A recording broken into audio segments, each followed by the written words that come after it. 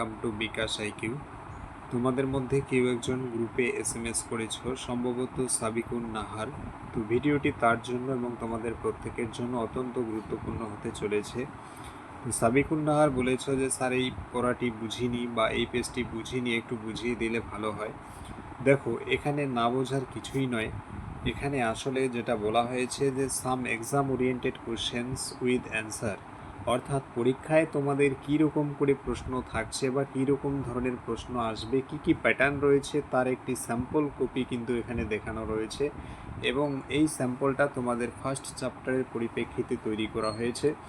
দেখো, প্রথম চ্যাপ্টার থেকে তোমাদের 63 কোশ্চেন কিন্তু আমি এমসিকিউ অর্থাৎ ওয়ান লাইনার হিসেবে সাজিয়ে দিয়েছি, যেগুলো পরীক্ষায় অত্যন্ত গুরুত্বপূর্ণ এবং সেগুলো পড়লে কিন্তু তোমাদের এই অধ্যায় থেকে কোনো প্রশ্নই কিন্তু মিস হবে না পরীক্ষায়। এবং যেগুলো প্রশ্ন অত্যন্ত গুরুত্বপূর্ণ সেগুলোতে কিন্তু স্টার লাগানো রয়েছে, এগুলো খুব গুরুত্ব সহকারে পড়বে। তারপরেই যেটা করেছি যে সাম এক্সাম ওরিয়েন্টেড কোশ্চেন তোমাদের জন্য উপস্থাপন করা হয়েছে। এখানে যে পরীক্ষায় কী কী প্যাটার্ন রয়েছে চলো আমরা একটু দেখে নিই এবং বুঝে নিই কী করে অ্যান্সার করব।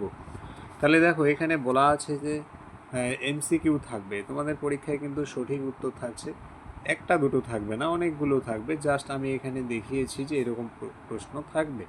তাহলে প্রক্সি যুদ্ধ কৌশলটি ব্যবহৃত হয়েছে, এখানে দুটো আছে। ঠান্ডা লড়াই কথাটি প্রথম ব্যবহার করেন। তাহলে প্রক্সি যুদ্ধ কৌশলটি ব্যবহৃত হয়েছিল ঠান্ডা লড়াইয়ের, জাস্ট আমরা এটা টিক মেরে দিব বা লিখবো, বাস হয়ে গেল। ঠান্ডা লড়াই কথাটি প্রথম ব্যবহার করেন বার্নার্ড বারুচ হলো। এরকম অনেকগুলো এমসিকিউ থাকবে এবং প্রতিটা চ্যাপ্টার থেকে থাকছে। তাহলে আমরা যেভাবেই থাকুক না কেন, যে অধ্যায় থেকে আসুক না কেন, আমরা জাস্ট এমসিকিউ দেখলে আমরা এরকম করে উত্তর করব। নেক্সট হচ্ছে কি শূন্যস্থান পূরণ করো। শূন্যস্থান থাকবে পরীক্ষায়, ব্র্যাকেটের মধ্যে চারটা অপশন থাকছে, আমরা সঠিক উত্তর বেছে নিয়ে শূন্যস্থানে জাস্ট লিখে দেবো, আর কিছুই নয়। এরকম অনেক প্রশ্ন থাকবে, জাস্ট এখানে আমি স্যাম্পল হিসেবে একটা দেখিয়েছি যে এরকম প্রশ্ন আসবে। নেক্সট যেটা গুরুত্বপূর্ণ, নাম্বার সি, অর্থাৎ ক স্তম্ভের সঙ্গে খ স্তম্ভ মেলা, অর্থাৎ বাম দিক ডান দিক মেলাতে হবে এবং আমাদের বিকল্প থেকে উত্তর বেছে নিয়ে কিন্তু লিখতে হবে। এই জায়গাটা গুরুত্বপূর্ণ, অনেকেই বুঝো না, এটা একটু মন দিয়ে বুঝে নাও। দেখো, এখানে কর সঙ্গে খ মিলাবো কি করে। দেখো, এখানে বাঁদিকে কিছু অ্যাগ্রিমেন্ট রয়েছে অর্থাৎ চুক্তি, এবং ডান দিকে রয়েছে তার প্রতিষ্ঠা বর্ষ।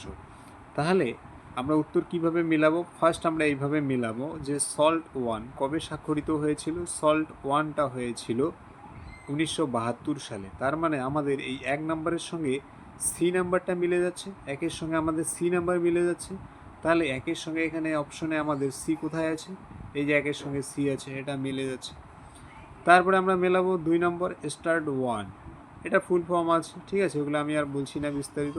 তাহলে 2-এর সঙ্গে আমাদের কিন্তু হয়ে যাচ্ছে 1991 হবে, ঠিক আছে। তার মানে ডি মিলে যাচ্ছে। তার মানে আমরা অপশনে খুঁজবো 2-এর সঙ্গে ডি আছে কি না। হ্যাঁ, 2-এর সঙ্গে ডি আছে, এই যে মিলে গেল। নেক্সট হচ্ছে কি, আমরা সিটিবিটি মিলাবো, অর্থাৎ 3। সিটিবিটির সঙ্গে কিন্তু আমাদের 3-এর সঙ্গে কিন্তু আমাদের 1996 মিলবে। তার মানে কি 3-র সঙ্গে আমাদের বি মিলে যাচ্ছে। তার মানে কি 3-র সঙ্গে বি আমাদের এই যে এখানে পেয়ে যাচ্ছি। আচ্ছা, তারপরে হলো এনপিটি, এটা আমাদের স্বাক্ষরিত হয়েছিল 1968-এ, অর্থাৎ 4-এর সঙ্গে আমাদের এ কিন্তু মিলে গেল। তাহলে 4-এর সঙ্গে আমাদের এই যে এখানে মিলে যাচ্ছে, তার মানে আমাদের সঠিক উত্তর খ হয়ে যাচ্ছে। তাহলে যখন এরকম আমরা প্রশ্ন দেখব যে কর সঙ্গে খ মেলাও, তখন কিন্তু ঠিক এভাবে আমরা মিলিয়ে উত্তর করে আসব। নেক্সট এরপর যেটা থাকবে সেটা হচ্ছে বাক্য বা ঘটনাগুলোকে ক্রম অনুসারে সাজাতে হবে, অর্থাৎ কিছু এখানে ঘটনা থাকবে, সেই ঘটনাগুলোকে আমরা সাজিয়ে লিখব যে কোন ঘটনাটা আগে হয়েছে। যে ঘটনাটা আগে হয়েছে সেটাকে কিন্তু আমাদের আগে লিখতে হবে, এবং যে ঘটনাটা পরে হয়েছে সেটাকে আমাদের পরে সিরিয়ালি আমাদেরকে লিখতে হচ্ছে। তো দেখো, এখানে কিছু ঘটনা আছে, যেমন মিউনিক চুক্তি, অনাক্রমণ চুক্তি, ওয়ার্ডস চুক্তি, সল্ট ওয়ান চুক্তি, এগুলো ক্রম অনুসারে কিন্তু সাজানো হয়েছে। তার মানে মিউনিক চুক্তি আগে হয়েছে, তারপরে অনাক্রমণ, তারপরে ওয়ার্ডস, তারপরে কিন্তু সল্ট ওয়ান। অর্থাৎ আমাদেরকে ঘটনাগুলো জানতে হবে এবং সেই ঘটনাগুলো কোনটা আগে হয়েছে এবং কোনটা পরে হয়েছে সেটা কিন্তু আমাদেরকে আগে জানতে হবে, তাহলেই কিন্তু আমরা এই উত্তরগুলো করতে পারবো, নচেত নয়। তো আমরা মিউনিক চুক্তি আগে জানবো, মিউনিক চুক্তি কবে হয়েছে, 1938-এ হয়েছে, এরকম আর কি। তারপরে অনাক্রমণ, তারপরে ওয়ারস, তারপরে সল্ট ওয়ান। তো এগুলোর উত্তর কিন্তু তোমরা উপরে পিডিএফে পেয়ে যাচ্ছ যে কোন ঘটনা কবে হয়েছে, সালগুলো উপরে দেওয়া রয়েছে, তোমরা মুখস্থ করে নেবে। আচ্ছা, এরকম প্রশ্ন থাকছে। নেক্সট কি থাকবে? নেক্সট হচ্ছে ঠিক ভুল নির্ণয় করো। ঠিক ভুলের এখানে কি থাকছে, এখানে কিছু ঘটনা আছে এবং এগুলোর মধ্যে থেকে কোনটা ঠিক কোনটা ভুল সেটা কিন্তু সাজানো থাকবে বিকল্পগুলোর মধ্যে। তাহলে এখানে বান্দুং সম্মেলনে বলা আছে, বান্দুং সম্মেলন সম্পর্কে 4টা কথা বলা আছে, এর মধ্যে আমাদের ঠিক হয়ে যাচ্ছে 3 নম্বরটা, অর্থাৎ জোট নিরপেক্ষ আন্দোলনের পথ প্রশস্ত করে। তার মানে বান্দুং সম্মেলন সম্পর্কে এখানে যে কথাগুলি আছে তার মধ্যে 3 নম্বরটা হচ্ছে সঠিক, বাকিগুলো ভুল। তার মানে আমাদের অপশন কি হয়ে যাচ্ছে যে কেবলমাত্র 3 সঠিক এবং 1, 2, 4 এগুলো হচ্ছে আমাদের ভুল হয়ে যাচ্ছে। তার মানে কি আমাদের সঠিক উত্তর খ হয়ে যাবে। এইভাবে কিন্তু উত্তরগুলো করতে হবে। নেক্সট হচ্ছে নিচের বিবৃতিগুলির সঙ্গে তার নিচের কোন ব্যাখ্যাটি সবচেয়ে মানানসই। ওই প্রায় একই রকম, এখানে অ্যাসারশন আর রিজন থাকছে, তার মানে বিবৃতি এবং কারণ। এখানে দুটো ঘটনা থাকবে একই বিষয় সম্পর্কে। এবং দেখো আমরা দেখে নিই, গ্লাসনোস্ত বলতে মুক্ত মনা হওয়ার জন্য ব্যাপক গণতন্ত্রের প্রতিষ্ঠাকে বোঝায়। তারপরে কি বলছে কারণে, যে গ্লাসনোস্তকে ঠান্ডা লড়াই অবসানে সর্বাপেক্ষা গুরুত্বপূর্ণ কারণ বলে মনে করা হয়। দেখো এখানে যে দুটো কথা পাচ্ছি আমরা গ্লাসনোস্ত সম্পর্কে, দুটো কথাই ঠিক, দুটো কথাই কিন্তু ঠিক, কিন্তু এখানে আর অর্থাৎ ব্যাখ্যাটা যেটা আছে আমাদের, কারণ যেটা আছে সেই কারণটা কিন্তু আমাদের এর ব্যাখ্যা সঠিকভাবে দেয় না। তার মানে আমাদের অপশন কোনটা হয়ে যাচ্ছে, খ নম্বর। তার মানে এ ও আর এখানে দুটো কথাই ঠিক, উভয় সঠিক, কিন্তু আর কখনো এ কে সঠিক ব্যাখ্যা কিন্তু করে না। তাহলে এরকমের প্রশ্নগুলো কিন্তু পরীক্ষায় আমরা ঠিক এভাবে মিলিয়ে করব। নেক্সট হচ্ছে বেমানান খুঁজে বের করো। বেমানান মানে হচ্ছে যেটা একই গোত্রের বা একই জাতীয় রাশি নয়, এরকম। যেমন এখানে 4টা অপশন আছে, যে রাশিয়া, মার্কিন যুক্তরাষ্ট্র, সুইডেন, জার্মানি। এগুলোর মধ্যে কোনটা ন্যাটো জোটভুক্ত দেশ নয়। তাহলে আমরা জানি যে মার্কিন যুক্তরাষ্ট্র, সুইডেন, জার্মানি এগুলো কিন্তু ন্যাটো জোটভুক্ত দেশ নয়। তাহলে এখানে রাশিয়া হয়ে যাবে আমাদের সঠিক উত্তর, কারণ রাশিয়া ন্যাটো জোটভুক্ত দেশ নয়। আর মার্কিন যুক্তরাষ্ট্র, সুইডেন, জার্মানি এগুলো হচ্ছে ন্যাটো জোটভুক্ত দেশ, কিন্তু রাশিয়াটা আমাদের ন্যাটো জোটভুক্ত দেশ নয়। তাহলে এরকম করে মিলিয়ে আমাদের উত্তরগুলো করতে হবে। নেক্সট কিছু প্রশ্ন রয়েছে।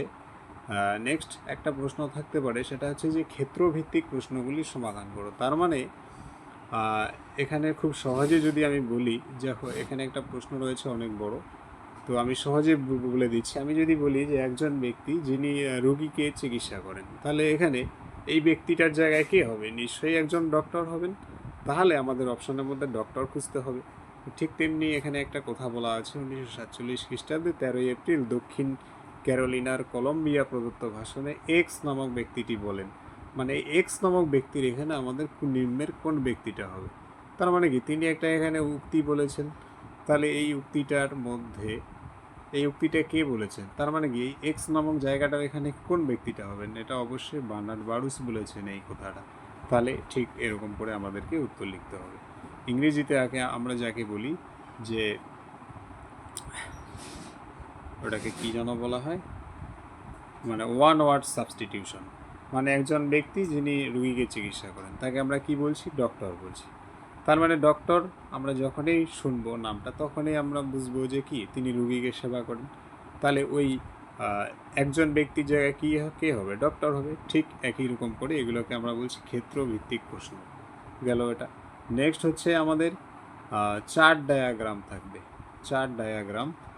যেমন এখানে বলা আছে নিম্নলিখিত রাষ্ট্রগুলি কার সদস্য, এখানে কিছু রাষ্ট্রের নাম বলা আছে, এগুলো কিন্তু সিয়াটোর সদস্য রাষ্ট্র। তো ঠিক এইরকমভাবে আমাদেরকে কিন্তু এরকম প্যাটার্নে কিন্তু পরীক্ষায় প্রশ্ন আসবে এবং আমাদেরকে ঠিক এগুলো এইভাবে কিন্তু করতে হবে। আশা করি এখান থেকে সবার ডাউট ক্লিয়ার। পরীক্ষায় কিন্তু এরকম প্রশ্ন থাকবে এবং একটা দুটো নয়, অনেকগুলো থাকবে, এরকম প্যাটার্নের থাকবে প্রত্যেক অধ্যায় থেকে। তো এগুলো কিন্তু ঠিক এরকম করে আমাদেরকে করতে হবে এবং পিডিএফ দেওয়া রয়েছে প্রত্যেকটা অধ্যায় থেকে, এগুলো অত্যন্ত গুরুত্ব সহকারে করতে হবে।